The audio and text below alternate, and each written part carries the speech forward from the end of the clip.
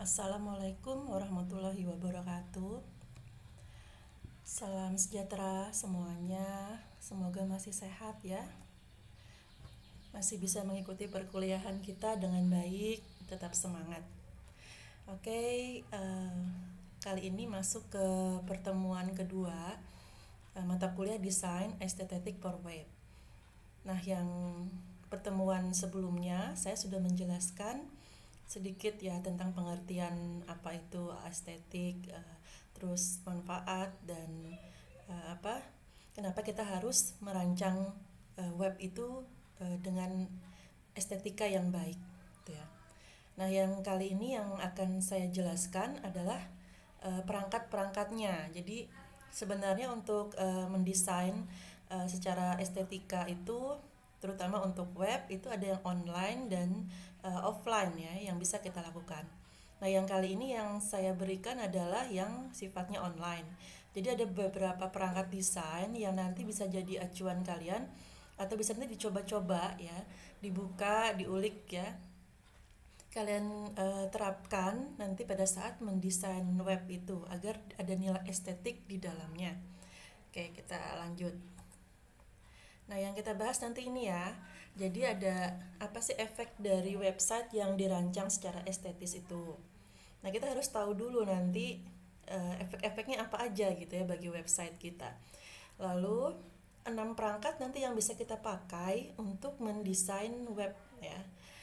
Yang pasti dia estetik. Nah, kemudian nanti saya berikan penugasan ya di akhir. Oke, apa sih efek dari website yang didesain secara estetik?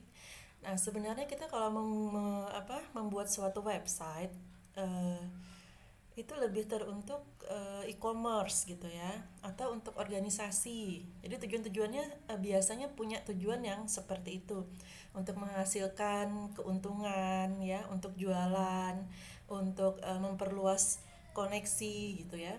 Nah, kalau hanya untuk menulis biasanya kita pakai blog ya. Tapi untuk yang website biasanya lebih resmi. Kita pakai hosting, pakai domain. Kalau dia komersil kita bisa pakai .com gitu ya. Kalau memang pendidikan pakai .edu, organisasi .id seperti itu. Nah, itu semua harus estetik. Karena apa? Nanti keuntungannya banyak kalau kita desain web itu secara estetik ya. Nah, apa sih keuntungannya ya? Kemudian nanti dampaknya apa sih buat website itu? Yang pertama dia memberikan kesan pertama yang menarik. Jadi dari pertama tuh kan istilahnya itu ya dari mata turun ke hati gitu ya. Kalau emang sudah bagus, ya pasti hati kita jadi senang gitu kan. Nah, first impression is the last impression. Nah, jadi apa yang pertama, kesan pertama itu adalah menjadi kesan yang paling diingat gitu.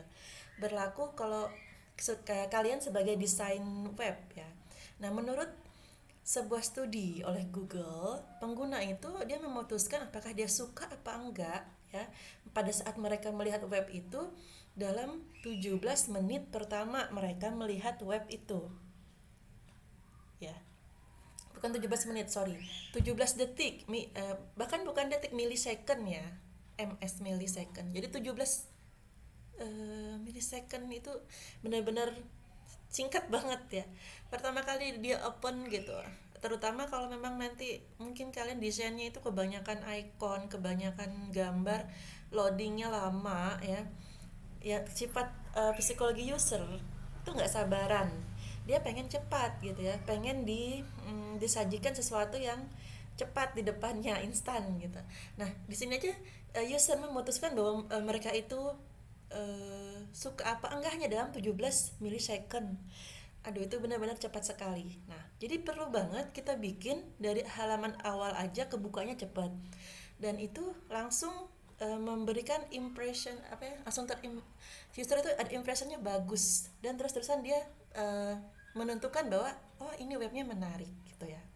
Nah, yang kedua, minimalis atau sederhana. Jadi sesuatu yang minimalis kemudian sederhana tapi dia berarti gitu ya. Itu adalah web yang baik. dan itu kita bilang dia estetik. Jadi estetikanya ada. Less is more. Jadi ya, yang sederhana itu yang bagus sebenarnya ya.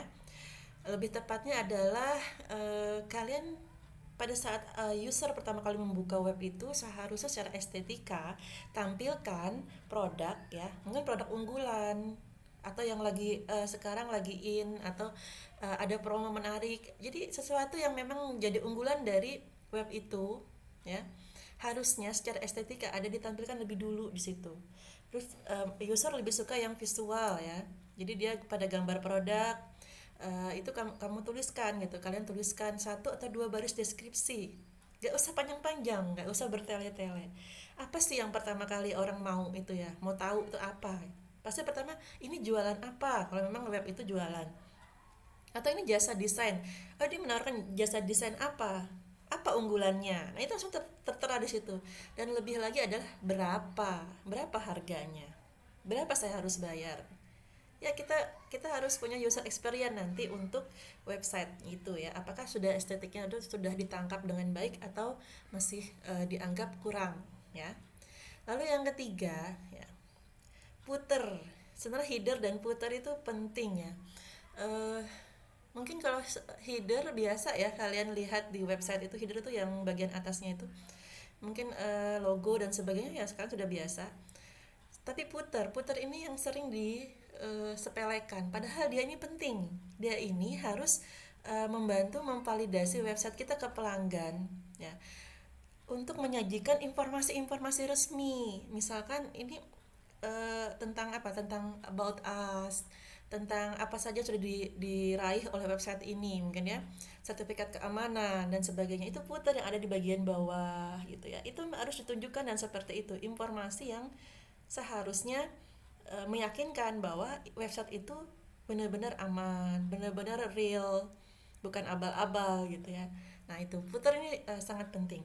Dan memperkuat SEO Anda ya.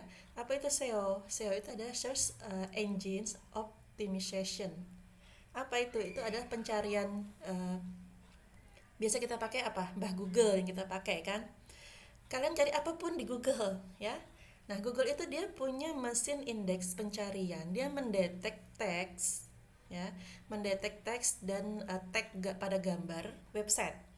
Nah, semakin dia terindeks, terdetek, maka ranking atau kita bilang serve itu naik. Jadi pada saat orang mengetikkan di Google kata kunci, misalkan UCIC, nanti keluar langsung website UCIC yang sudah kalian bikin. Karena apa? Karena terdetek langsung keywordnya, kemudian secara user experience itu terdetek ya. Jadi pelanggan atau user yang betah di website kita, dia berlama-lama di website kita, itu diindeks sama Google bahwa web ini tuh user experience-nya bagus, banyak yang melihat, banyak yang berlama-lama di situ, banyak yang komentar, banyak yang share, itu menaikkan ranking ya. Jadi pada saat orang mengetik keyword di Google, yang muncul adalah webnya kita ya. Nah jadi ada kaitannya juga dengan SEO. Kalian punya web yang bagus, desainnya bagus, estetiknya oke, tetapi uh, ternyata tidak terdetek oleh pencarian di search engine, ya percuma saja ya. Istilahnya nggak akan kenal kalau nggak akan sayang kalau nggak kenal ya kan. Jadi harus muncul itu. Nah jadi penting juga nanti dalam kalian mendesain estetik itu memperhatikan SEO ini, jadi search engine optimization. Nanti di semester berikutnya kalian akan belajar tentang optimasi web. Kalian akan dikasih tahu bahwa gimana sih caranya SEO yang baik gitu ya, bagaimana caranya bersaing sama website-website lain. Nah nanti banyak nih ke depannya ya. Oke, untuk saat ini kita desain aja dulu sebisanya, sebagus mungkin, seestetik mungkin, yang cantik gitu ya. Nah ini saya dapat sumbernya dari blog rumahweb.com. Kalian cari-cari aja lagi nanti ya, cari yang terbaru apa aja sih yang sebenarnya yang kenapa harus estetik gitu ya. Oke. Nah sekarang masuk ke perangkat desain web online-nya. Kalian bisa pakai Front ini desain yang desain web atau suatu web yang dia tuh open source, jadi boleh gratis lah kalian pakai ya. Dia pakai Visual Drag and Drop editor, jadi kayak editor gitu. Kalian bisa pakai ini bikin halaman-halaman web itu pakai ini. Nah, lalu ada animasi custom, ada efek parallax-nya. Lalu di sini dia apa ya, pakai font-font yang banyak gitu. Dia bisa 1500 font dari Google dan Adobe Typekit ya. Dia pakai. Lalu kalian juga bisa nanti mengunggah ke editor desain online ya. Bisa secara online kalian akses ini, coba-coba aja ya. Tapi ini ada yang paling yang free-nya berapa, mungkin berbayar ini ya. Paling dasar $17 per bulan. Oke, it's okay aja kalau memang worth it, kalian coba, bagus di dalamnya ya. Oke, next, Figma. Figma ini dia lebih ke kolaborasi. Jadi sebenarnya belajar dan berkolaborasi dari desainer adalah satu cara terbaik mempelajari dan mendesain web atau aplikasi web ya. Nah, di situ kolaborasi ini menggabungkan ide-ide secara real time. Nah, di sini Figma dia itu mendesain landing page untuk mengekspor file SVG dan CSS ya, SVG dan CSS. Biasanya yang desain-desain nanti kalian pada saat seminar atau tugas akhir itu kan bikin file ininya, SVG-nya. Kemudian bisa menggunakan CSS ya di dalam webnya.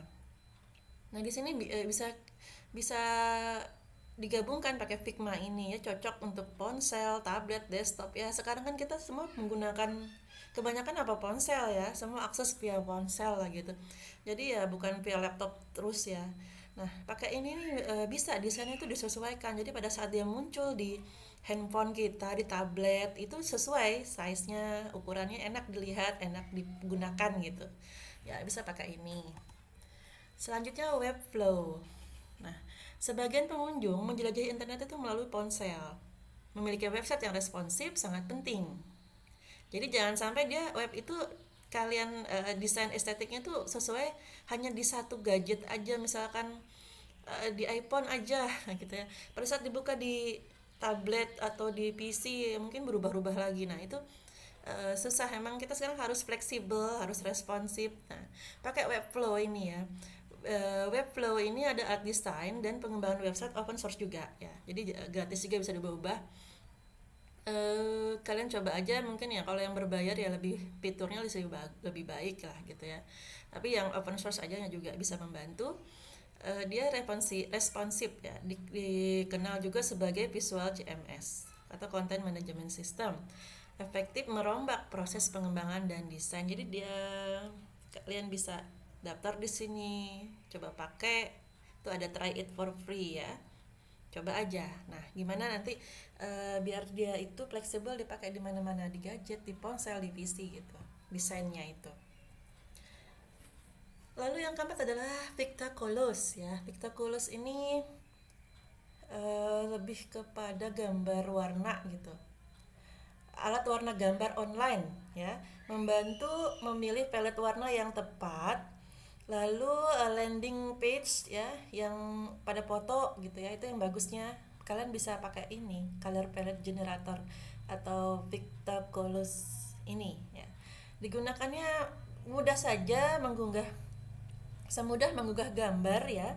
Dalam hitungan beberapa detik kalian bisa dapat palet warna yang cocok. Jadi sebenarnya warna itu kan dia harus menggunakan kecocokan warna ya yang sudah ada, yang sudah ditetapkan. Jadi bukan seenak kita sebagai desainer, kita saya sukanya pink sama putih jadi saya gabungkan aja. Nah, nggak seperti itu, tapi semua ada kecocokan warnanya, ada perhitungan, ada ketetapan bahwa pakai color wheel gitu ya.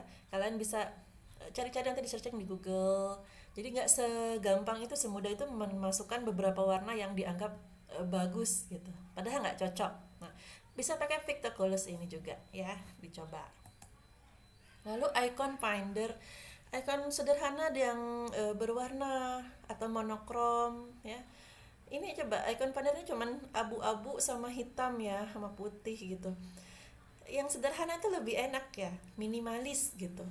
Nah, ini didirikan tahun 2007. Icon Finder salah satu mesin pencari icon ya untuk vektor SVG format PNG juga. Jadi nyari-nyari yang dia minimalis cari aja di sini. Yang formatnya PNG biasanya kita pakai ya.